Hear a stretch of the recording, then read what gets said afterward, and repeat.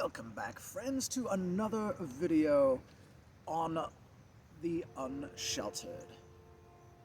Another video coming to you today specifically for the series The Good, the Bad, and the Bible, where we take the Bible at face value with logic and we talk about whether or not one of the first English versions we ever had translated into the Bible is really worth following word for word at face value or not. And we are continuing today in the book of Numbers with a very famous story amongst Christians, and that is the other talking animal. Most people know about the snake in the Garden of Eden, but there is a second animal in the Bible that speaks, or a story about an animal that speaks, and we are at that story today. The story of Balam and his talking donkey. Although, it is a female donkey in the story, but when I get to the lines for that part, gender swap's all the rage these days, so we're just gonna have fun with it. But let's dive right in. We're on Numbers 22, where this story can be found.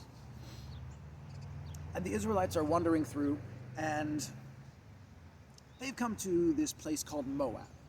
Moab is going to be a land of contention with Israel for much of its early years in its beginning development, as it's becoming a country in the Bible. They have a lot of issues with Moab. And so this is the very beginning of it, right here. They're coming up on Moab, and the king of Moab, named Balak, is getting kind of concerned because Israel's getting some reputation. They're kicking some butt here and there, but they're also very unpredictable as because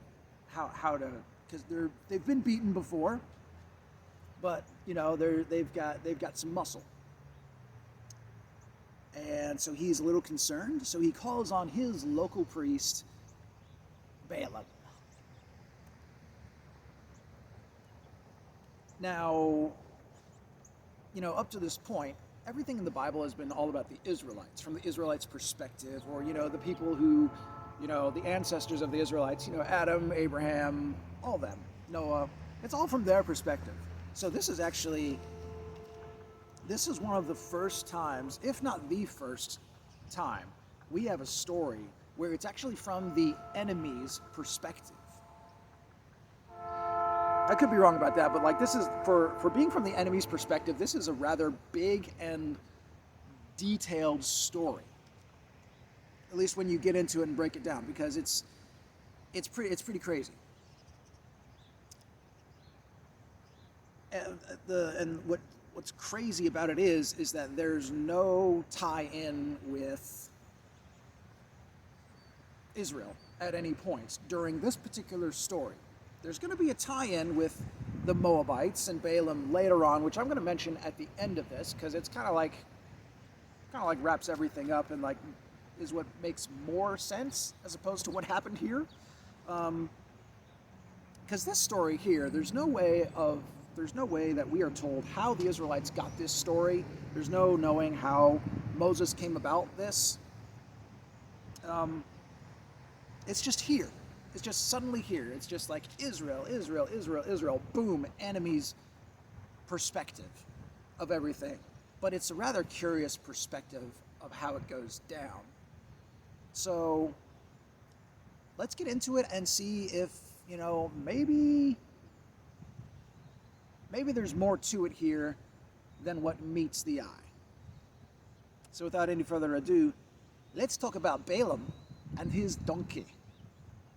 So the king of Moab sends these emissaries to this non-Israeli prophet who apparently worships the same God.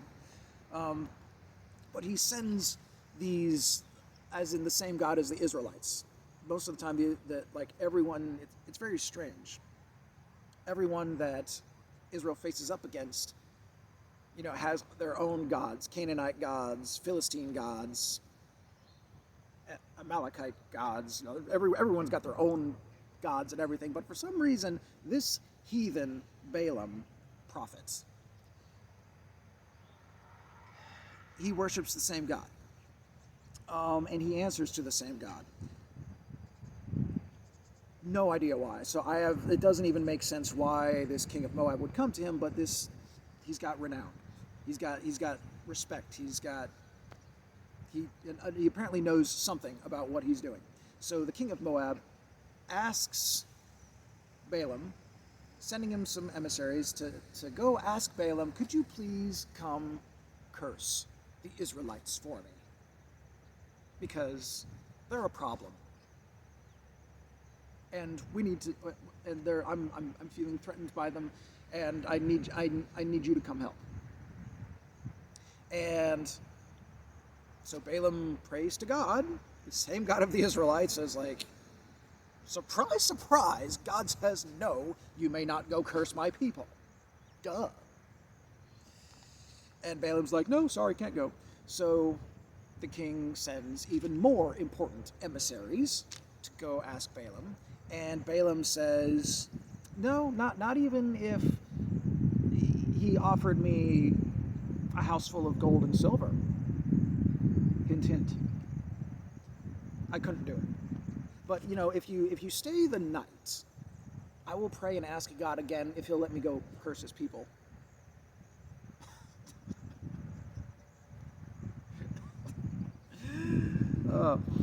It makes no freaking sense whatsoever. But okay, so the princes stay the night. Balaam asks God for permission, and strangely enough, God says, if the princes come to you in the morning, then yes, you may go with them, but you only say what I tell you to say.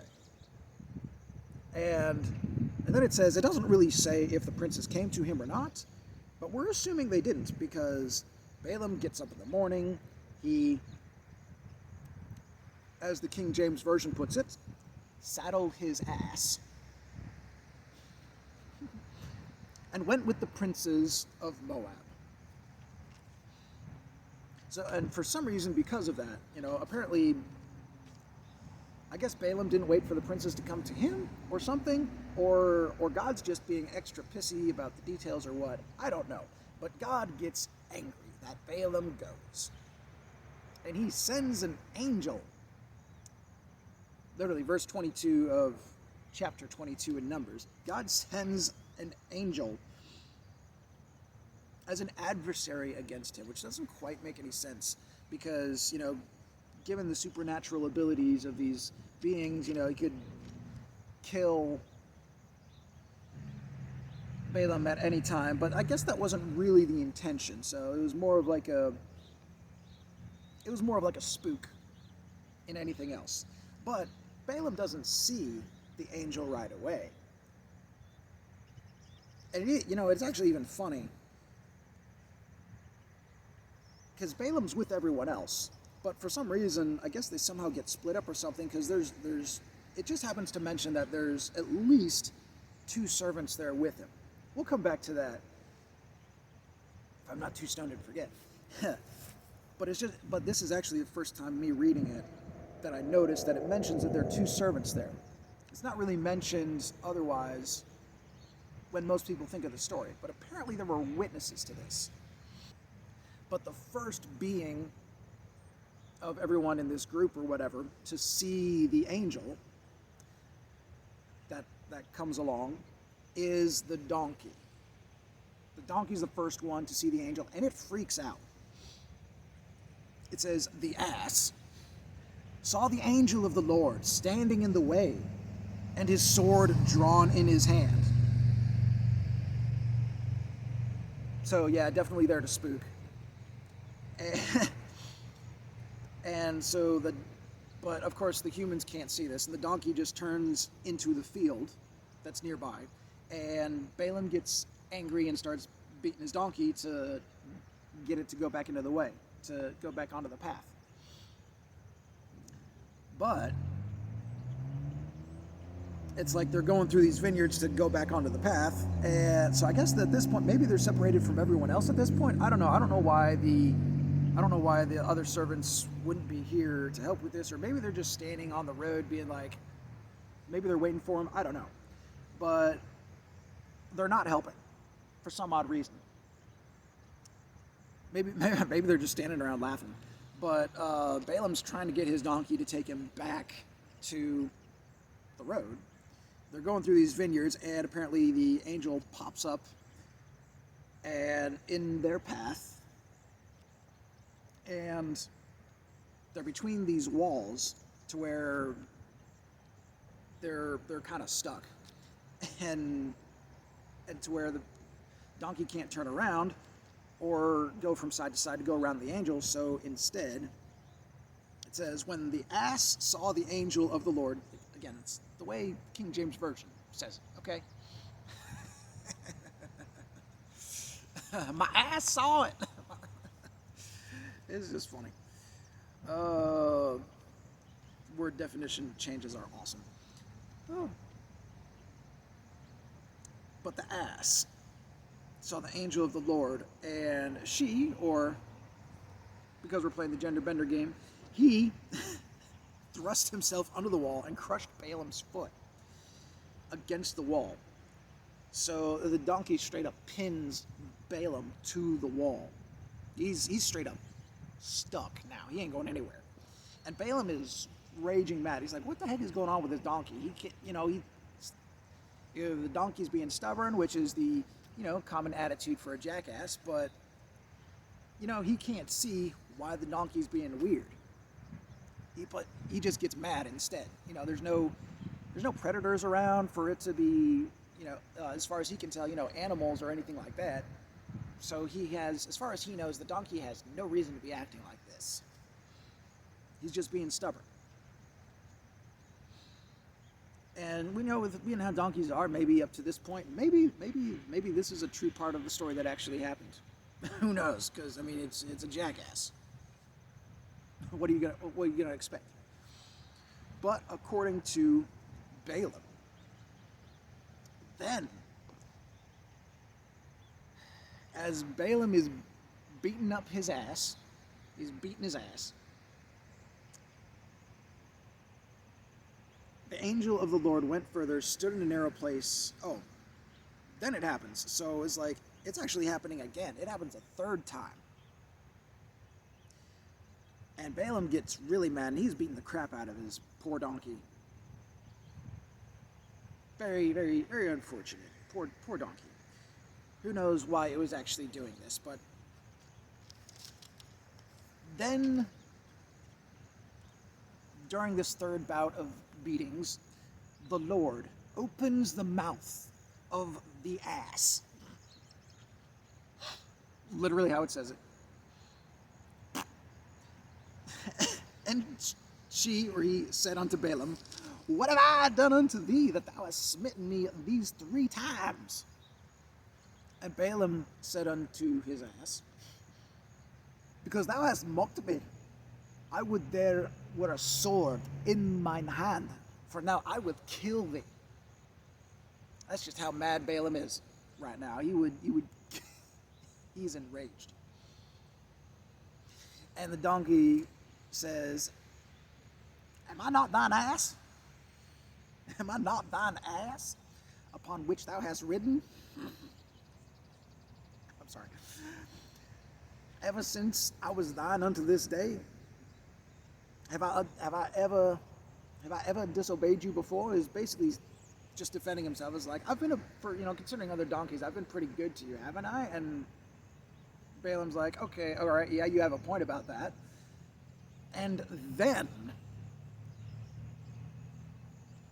the Lord opens the eyes of Balaam so that Balaam can see the angel standing there with the sword and all. And then Balaam, he has his own little freak out moment. He's like, oh shit, I'm so sorry. I messed up. I am terribly sorry. I will go home right now if you want me to. But the angel's like, calm down, calm down. No. You go on with the princes, and you are going to say what I tell you to say. So yeah, God puts him through this whole ordeal and makes his donkey talk for a few sentences,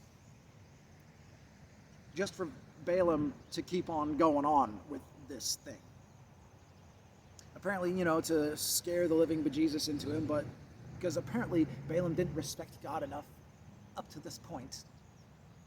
Maybe? I don't know, but it seems to give the vibe that he's at least partially trying to follow God's instruction when he knows God is speaking to him. When it's coming out a donkey, even when it's talking to him, he doesn't even freak out that there's a donkey talking to him. Maybe he's used to animals talking to him. Who knows? And where are the other servants in all this? Are they seeing Balaam talking to his donkey? Are they seeing him talking to this angel with the sword? Like, they're obviously, nowhere does it say here that the Lord opened the eyes of the servants and they saw the angel as well. That would help. That would actually make sense for spreading the story, because, more witnesses to something like that, the better, even though they could have been paid off or whatever. And this all still could have been completely fabricated, but, we're pretending at the moment that it's legit so that we can analyze it. So, after all this is said and done, there's no more speaking of the donkey. The donkey's not like a main hero or character later on in the story. Very sad, yes. Anyways. Balaam continues on to Balak. And what does he do? Well, I'll tell you. Balaam meets up with Balak. And Balak is quite excited to have Balaam there. He's like, oh, yes, this is wonderful. I'm so glad you finally came. I was getting worried there for a minute, but I'm glad you decided to come. Let's have a little party, and he entertains Balaam for a while. They have a feast, they hang out. He's like, he's a little bit worried. He's like, did I not earnestly call unto thee? What took you so long? Am I not able to give you a whole lot of things? Why didn't you come sooner? And Balaam's like, I'm a priest, what can I say? I gotta listen to what the gods tell me. They're freaking weirding me out. They put me on some, I don't know if it was the shrooms that I had or if I was seeing stuff, but yeah, I just gotta say what they tell me to say. And Balak's like, all right. Well, but you're a priest, though. You know how to, twist God's arm and stuff, right? So it's like, maybe let's do some sacrifices, ease up his mind a bit. And Balaam's like, all right, yes, we shall do some sacrifices. Let's make some sacrifices, and I will channel what I am to say before Israel.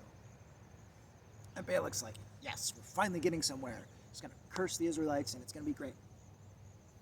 So they do the sacrifices. Balaam comes to do his thing, and instead he blesses Israel. And Balak's like, what? What the man?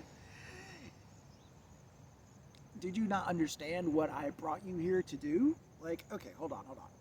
Let's go see another angle from all this so you can see more of the people, of the people of Israel, so you can see just how big of a threat they are. Because maybe you're not getting this.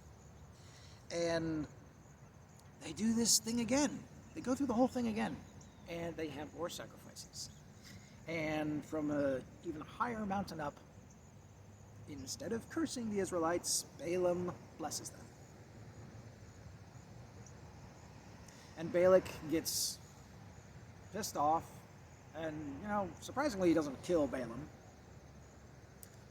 But he gets angry. He throws a little tantrum, telling Balaam to screw off. And then right before he leaves, Balaam blesses the Israelites again. You could read all about it. Like, it lasts for 2 whole chapters.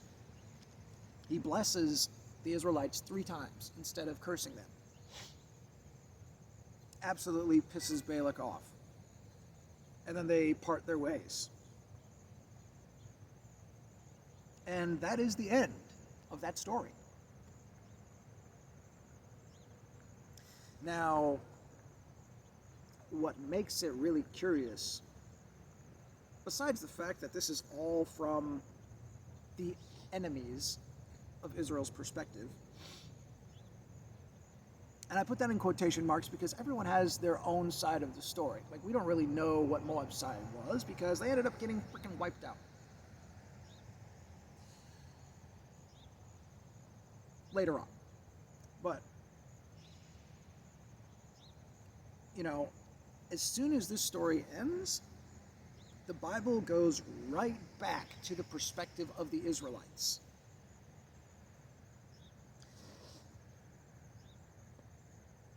Like there's absolutely no connection between Balaam, Balak, and the Israelites. Like, this story has no, like, what? It's like, did Moses have spy equipment on Balaam? Or was he buddies with Balaam or something? But the thing is, he couldn't have been buddies with Balaam. That's out of the question. There's no way they would have been allies, because even though they worship the same deities, supposedly, which I also am finding that very hard to believe, because later on, in the same book here, Numbers, chapter 31, verse 16, it straight up says, "Behold, these caused the children of Israel, through the counsel of Balaam, to commit treason against the Lord in the matter of some dude. And there was a plague among the congregation of the Lord," and all that shit. And then later on, in verse... it's somewhere here.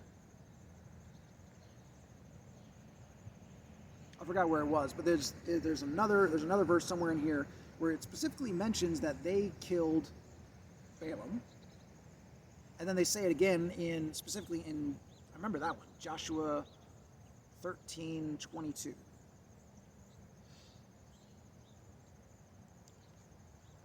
And there is also a verse in Revelations where it talks about Balaam causing the Israelites to sin and working with the king of Moab to help the children of Israel sin.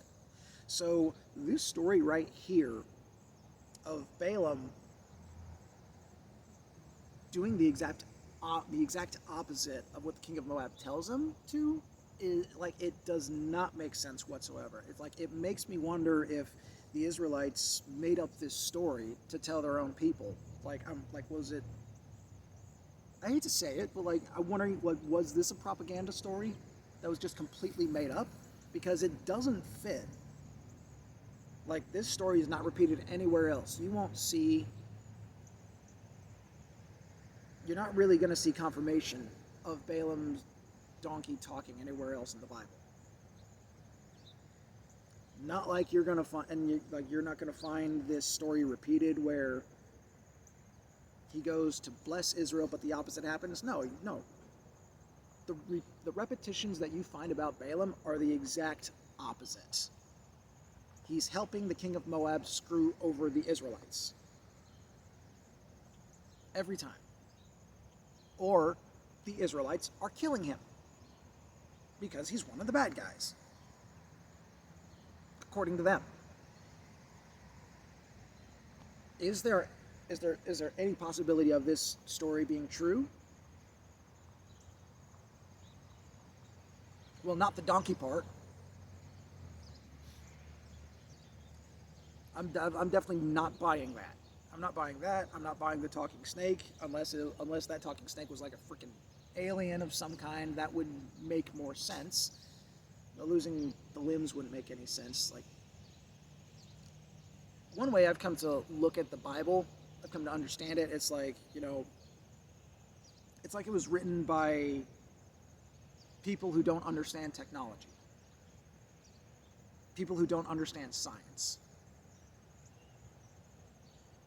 And then it's like what they don't understand, they come up with this like Marvel comic book style of supernatural power that it doesn't fit with today.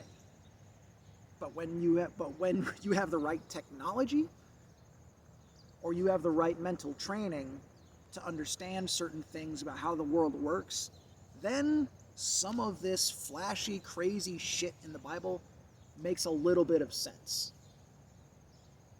But then certain things like the talking donkey and the fact that there's really only one event regarding Balaam doing this, and there's no connection between him and Moses. There's no given way that there's no understanding that we're given as to how the Israelites got this story. And it does not make sense with the following records. This is the first time we're really learning about Balaam, and it's always like, oh, God has so much sway over him, whoa, whoa, whoa, whoa, whoa. But then later on it's like, oh, Balaam's helping Moab screw over the Israelites. Oh, we're killing Balaam along with the Moabites, and such and so on. It doesn't add up. This story does not add up with the little tidbits that we get later on. So I wouldn't take this story at face value. And if talking animals were really such a thing, how come we don't have a Bible story about a talking parrot? The one animal that actually can talk. Okay, there's a few other birds that can, but it's mainly birds, and it's not even a freaking bird that we have. It's a snake with no vocal cords and a donkey.